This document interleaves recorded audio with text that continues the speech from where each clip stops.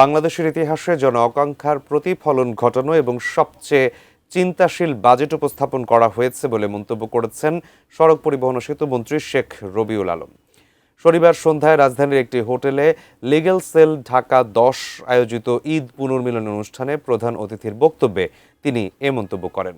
মন্ত্রী বলেন, জনগণের ভোটে নির্বাচিত সরকার জনগণের প্রতি অঙ্গীকার বাস্তবায়নে দায়িত্বশীলতার সঙ্গে কাজ করে যাচ্ছে।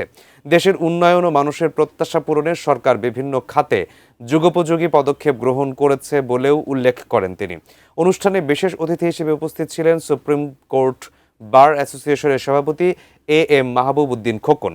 অনুষ্ঠানের সভাপতিত্ব ও সঞ্চালনায় ছিলেন লিগ্যাল সেল ঢাকা 10 এর কোঅর্ডিনেটর মাসুদ হাসান।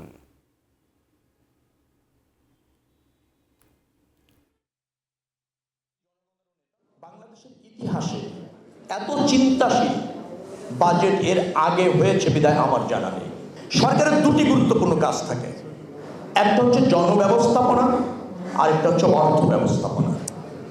অর্থ ব্যবস্থাপনার যদি সুফল মানুষ পায়, ওই সরকার প্রায় 80% সফল হয়ে যায়। তার জন্য একটা চিন্তাশীল জন প্রত্যাশামুখী বাজেট দেওয়া হয়েছে।